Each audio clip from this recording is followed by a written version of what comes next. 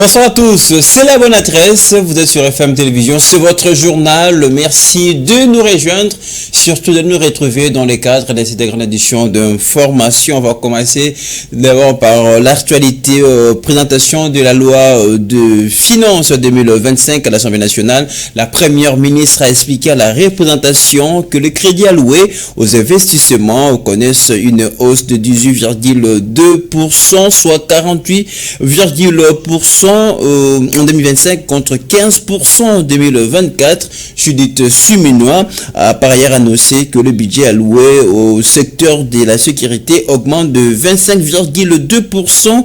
La séance consacrée à l'examen de cette loi de finances et s'est poursuivie avec débat ouvert par Vital Kamerhe, président de l'Assemblée nationale. On va l'écouter tout de suite dans cet extrait choisi par Gaël Mouya.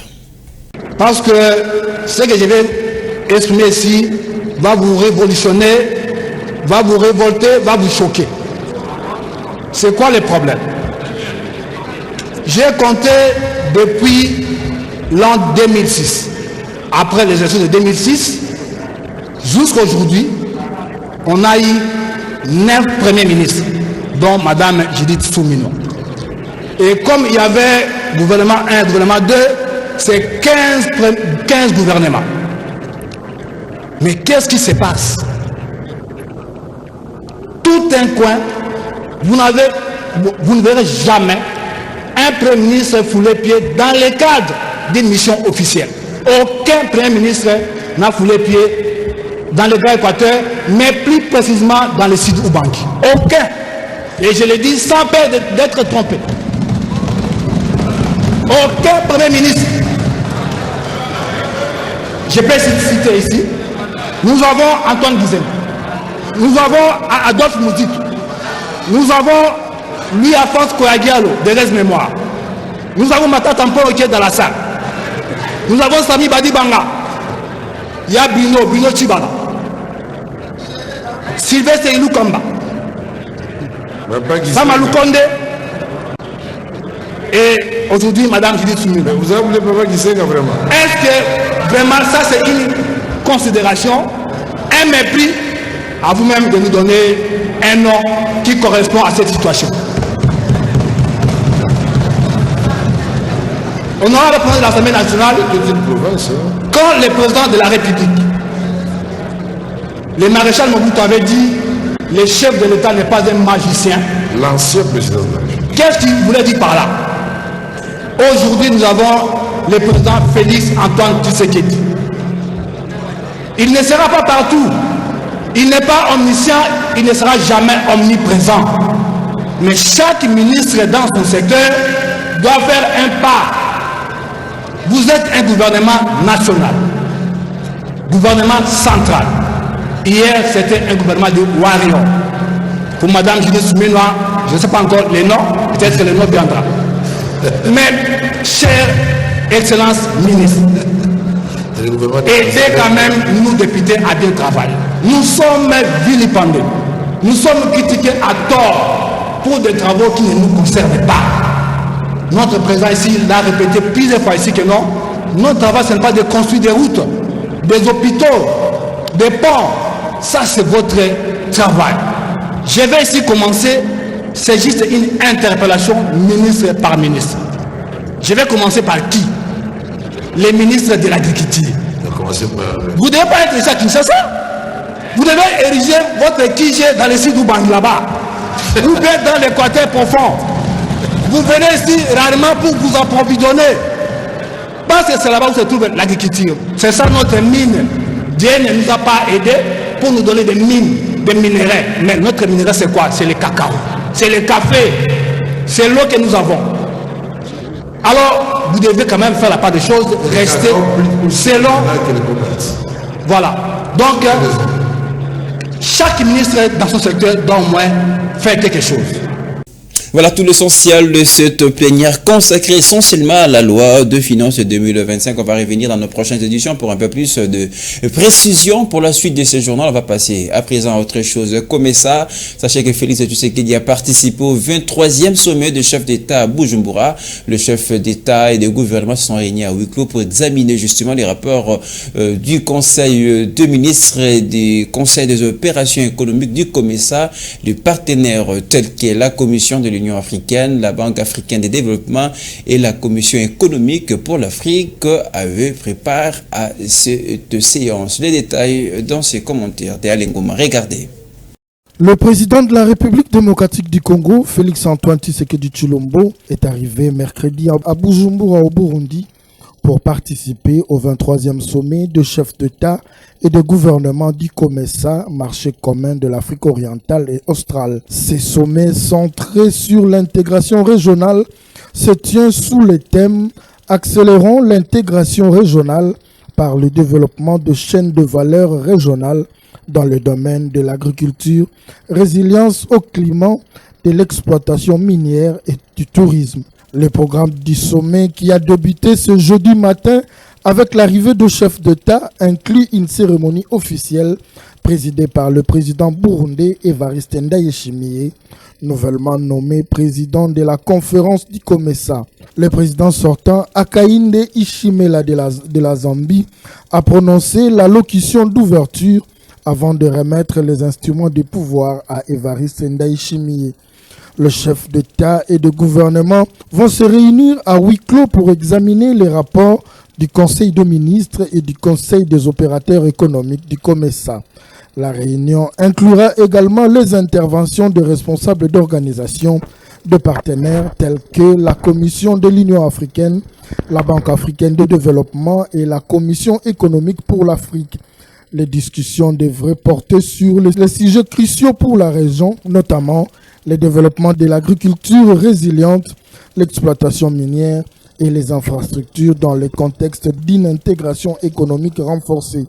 Par ailleurs, le sommet célébrera la 30e anniversaire du COMESA avec une présentation spéciale des drapeaux des pays membres, ainsi qu'une remise de prix, notamment le prix média du COMESA et le prix Outstanding Royal Leader Stay Different Africa destiné aux PME créatrices. La clôture de l'événement, Roi Moiti III, vice-président de la conférence du COMESA.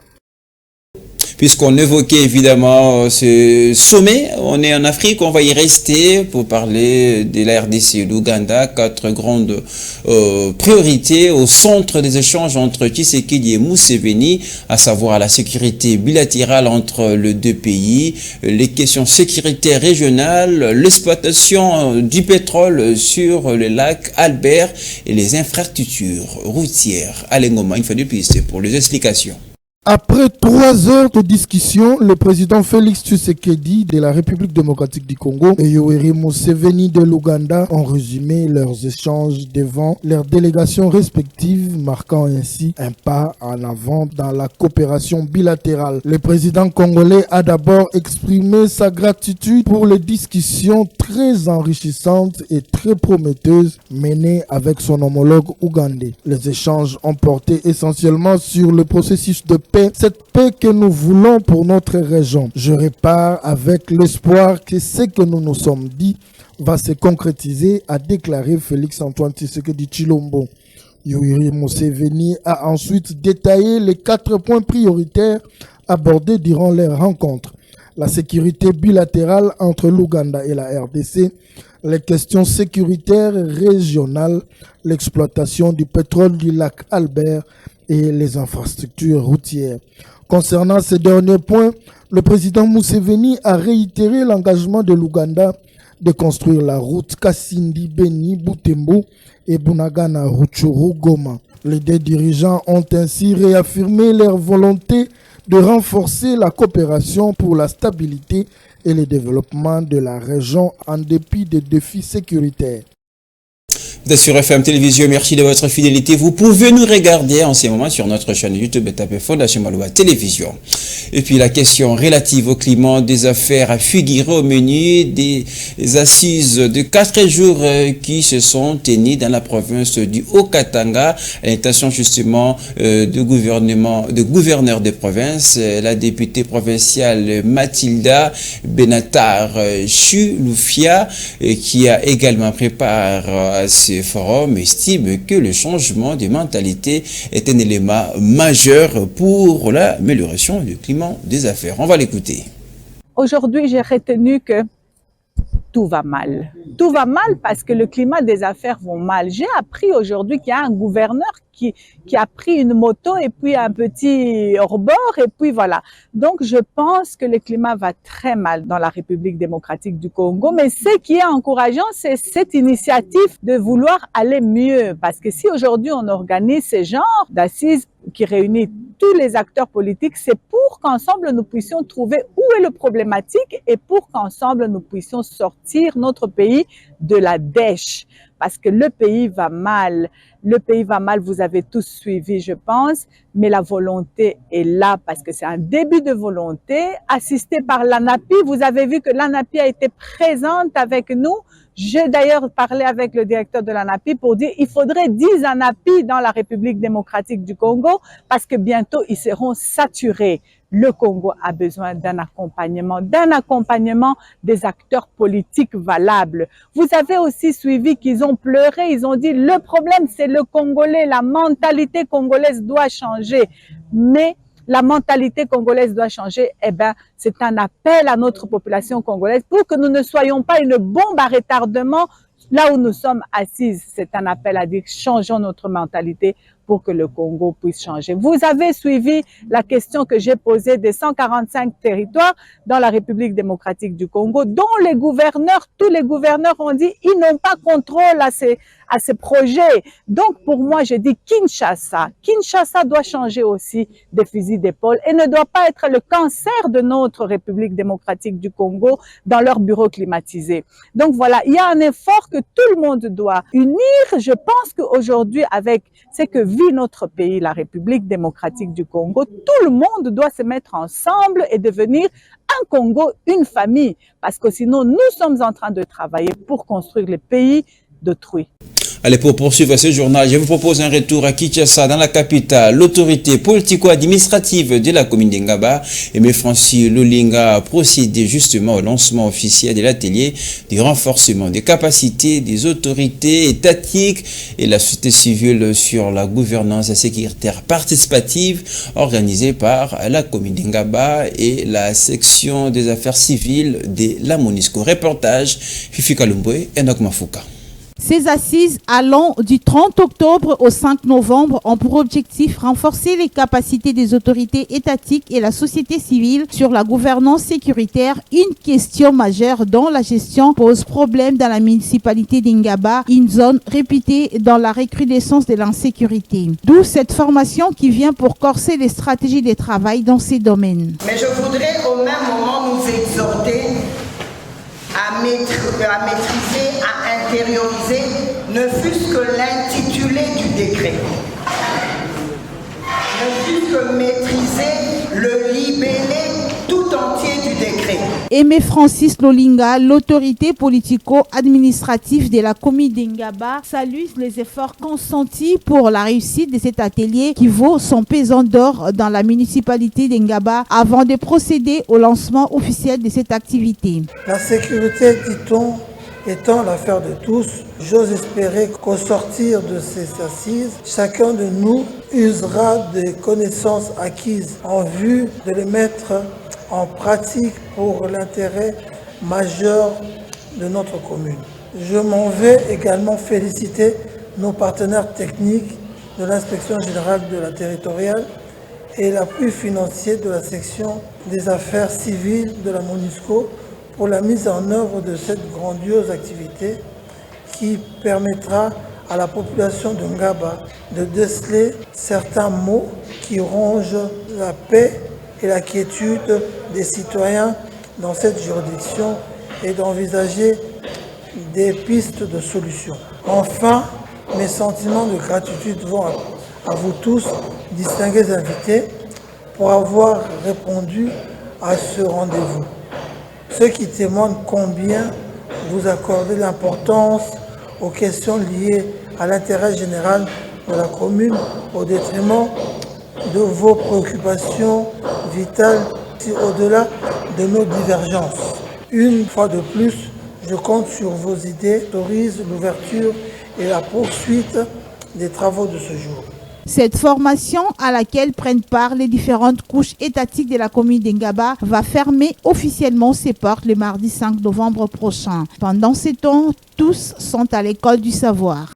Allez, on va parler religion à présent dans ce journal, la commémoration de la mort physique de Vita Kanga, l'un des piliers de la religion africaine qui avait été abattu pour la promotion de la race noire. C'était au cours d'un grand culte organisé à l'église Lendo Kianzambi du représentant légal Fumu Kisaka Meki Kadila. Fifi Kalumbo, Torres Atibo pour les reportages. Tué le 29 octobre 1665 pour avoir combattu pour la lutte de la race noire, le roi Vita Kanga, dont sa disparition physique est commémorée en ce jour du 29 octobre 2024 à Mbanzalendo Kianzambi, du représentant légal Fumu Kisaka Meki Kadila, a milité pour les combats et la pérennisation de la religion africaine qui annonçait déjà sa disparition avec l'avènement de plusieurs religions qui n'ont pas voulu laisser évoluer celle des Africains. Au cours de ces grands cultes, il était question d'avoir une pensée pieuse sur le roi Vita Kanga, l'un des piliers de la religion noire qui a souffert jusqu'à perdre sa vie pour ses combats, mais son idéologie demeure. lelo ezalaki mokolo roi Vita Kanga tikaki biso bangunza toyaki na kati na siège ya mabela bokasi pona kozongisa kotombola lisusu milimo ya bakoko wana ekendaki ya koloba na bango ete bango basongaki bango moko me biso toye pona kokoba bongo misala yango wana tosimbamaki awa nelongo bangunza musu bazalaki awa wana toyaki pona kokembela balongo pe bakoko pe kokanisa lisusu. Ces cultes étaient par ailleurs une interpellation à la race noire, particulièrement au prophète noir appelé Ngunza, pour un éveil de conscience afin de pérenniser la mission des dieux des ancêtres, a dit les représentants légaux et inspecteurs de la Krietebem Fumu Kisaka Meki Kadila. Roi Vita Kanga bundaki etumana manzankongo na guerre de Mbula oyo mindele ba portugais ba yebaki ko kata ye mutu pona nini pona kozongisa bonzambe ya loposo moyindo na kati na bokonzi na yango me moyindo wakambriye moyindo wana amipesira makambo zangela tina aluki banzambe zangela tina banzambe bapaya me ayebi teke yambo moyindo bonga esengeli azonga na bonzambe o esambela ki bakoko na ye malheureusement ke bayindo to wananu. C'était réellement un grand culte où tout était au rendez-vous. Prédication, chant, animation, témoignages, etc. Bref, l'ambiance était sans précédent. Vous l'avez certainement compris, c'est l'heure de vous parler sport. On va commencer à évoquer les championnats nationaux avec la Ligue 1. Le Saint-Ola Lupopo enchaîne une deuxième victoire de suite face à Blessing à Lubumbashi sur la marque de 2-1. Cette rencontre de Ligue 1 a intervenu évidemment dans les cadres de la 5e journée. Retour sur cette très belle victoire de Cheminot en images. Reportage signé Torres Atibo. Saint-Ola Lupopo, en affilée, vient de faire un parcours sans faute. Au stade Frédéric Kibassa-Maliba, le Cheminot a en effet enchaîné avec un troisième succès d'affilée en battant Blessing Football Club 2-1. C'est en outre le troisième succès des Viettes en terre louchoise depuis le 10 octobre 2024. 3 matchs, 9 points. Le parcours du Football Club Saint-Éloi Lupopo ces dernières semaines tient enfin d'un participant pour les titres. Contre Blessing Football Club, c'est mercredi 30 octobre, le joueur de Luc Emal n'a que rarement été mis en danger. L'arrière-garde avec Mokonzi et Douadji a parfaitement miselé les timides intentions de Béni, toujours au fond du bac. Le portier Simon Omosola a vécu un premier moment en peu difficile à la 10e minute, seulement sur une erreur défensive des cheminots, le Béni du Lualaba ont ainsi pu trouver Massino Nossoufou dans la surface des réparations pour une impeccable ouverture de score en but à 0.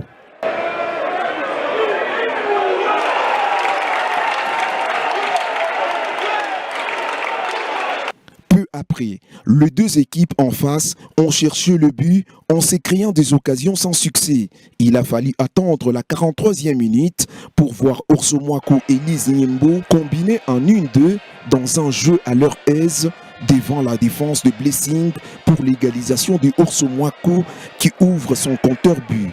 En but partout.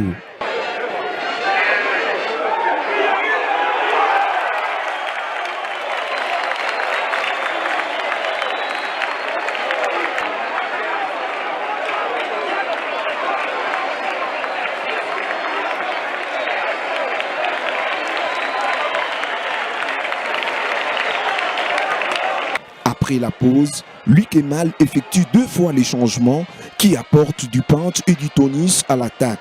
Sur un corner de l'ancien Kambelembele, Denis Mutwila, Mika Miché dévie le ballon sur le poteau de Armand avant que sa défense ne se montre très agitée et dans le cafouillage, la balle franchit la ligne de but.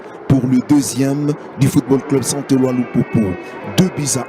C'est la 80e minute. Ce score ne changera point jusqu'au coup de sifflet final. 2-1 pour Lupopo. Pour les protégés du boss Jacques Yaboula Katouedi Wandani, ce nouveau succès leur permet d'occuper la 3e place. Et son rival, le tout-puissant Mazembe, s'est imposé facilement devant la formation de l'IS Panda. 3-0, c'est le score qui a sanctionné ces matchs de la 5e journée du championnat national. On va écouter l'entraîneur des Corbeaux, Lamine Diaye, évidemment en réaction d'après-match. On l'écoute au micro de Torres Atibo. Vous savez, je le vois moi tous les jours. Une fois, je ne sais pas c'était où, il avait joué sur le champ. J'avais dit à l'époque à Robert, mine de rien, chez lui n'est pas trop mal aux pieds et tout ça quoi. C'est un gardien qui a une frappe de balle et qui a un jeu de tête. Même s'il rate une occasion immanquable. Mais aujourd'hui, bon, ça nous réconforte sur l'idée d'essayer, parce qu'il faut essayer des choses. Les gars, on est dos au mur là, on n'a pas le choix. Il faut trouver des solutions parce qu'on voit que c'est laborieux.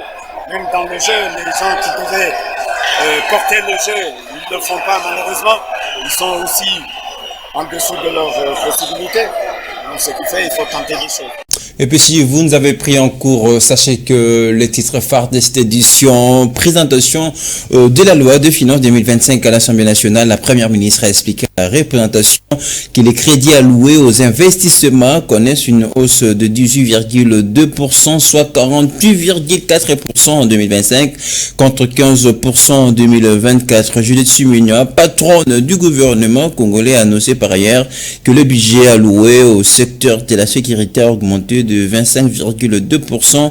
La séance consacrée à l'examen de cette loi de finances se poursuivit avec débat ouvert justement par le président de cette chambre basse du Parlement, Vital Kamere. Ça sera tout pour ce soir. Merci de votre large fidélité au programme de FM Télévision. La prochaine édition vous revient dans une demi-heure. Il reste tout de même en continu sur notre chaîne YouTube. Tapez Fondation Maloa Télévision, mais également sur notre chaîne page Facebook. À très bientôt.